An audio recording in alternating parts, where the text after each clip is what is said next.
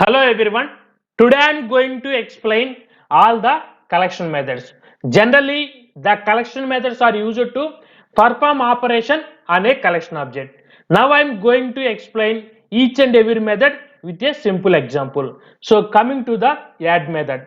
Add method is used to add the given element into a specified collection object. So for example, here I am creating the array list object and also I am adding two elements into the array list. So one is the integer type element, another one is the string type element. So here I am printing the array list.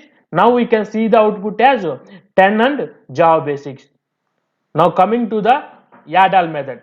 Add all method is used to add all the specified elements into a specified collection object. For example, here I am creating the array list object and I am adding two elements into the array list. So here I am creating one more array list object and also I am adding 30 to the array list 2 object. Now here I am using the add all method to add all these elements into the array list 1. So here I am printing the array list object. So here we can see the output as 10, 20 and 30. So coming to the size method.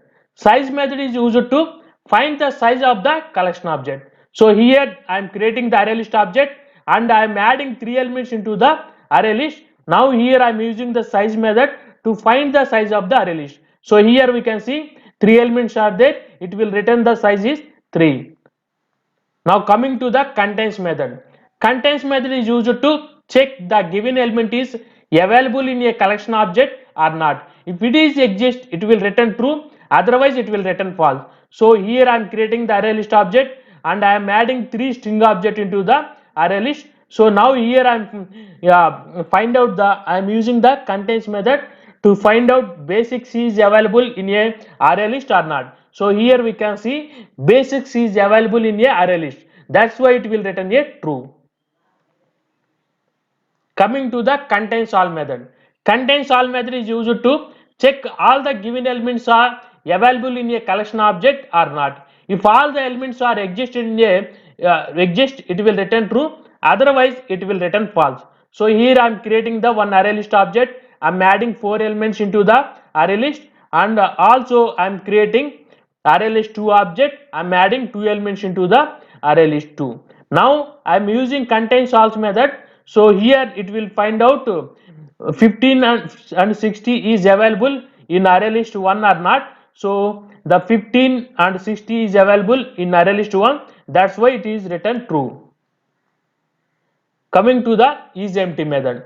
IsEmpty method is used to check the given collection object is empty or not. If it is empty, it will return true. Otherwise, it will return false. So here we can see in the array list I am adding two objects. One is the integer type, another one is the string type. Now here I am using isEmpty method to find out the array list is empty or not. So it will return false because the array list contains two elements. Coming to the remove method. Remove method is used to remove the given elements from the specified collection object. So here I am creating the array list object. I am adding three elements into the array list. Now here I am using the remove method to remove the 40 from the array list. Now we can see the output as 10 and 30. Here I am using the remove all method.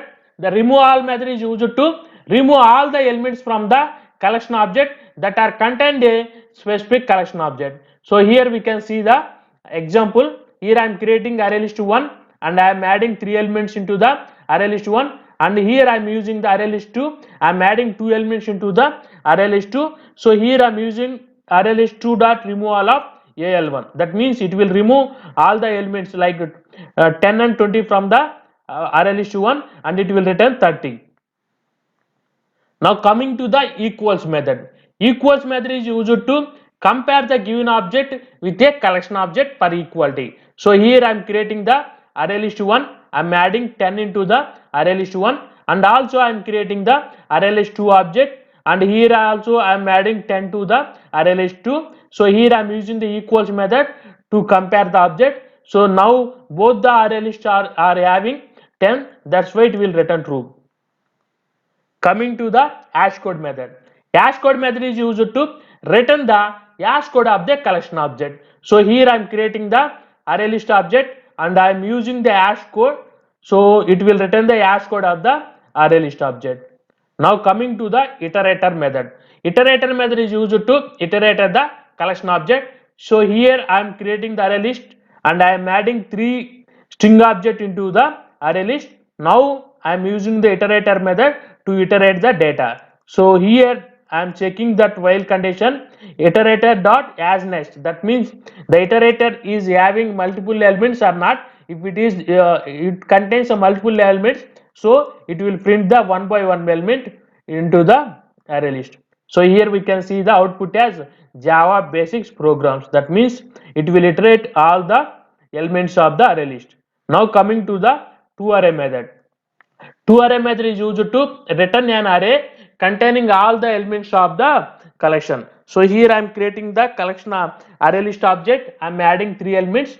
Now here I am using the ToArray method to convert this array list into array. So now here I am iterating the array list values and here I am printing the array list values. Now finally we can see the output as 10, 30, 50. Now finally we are getting the output. So friends, don't forget to subscribe my channel. Thanks for watching this video.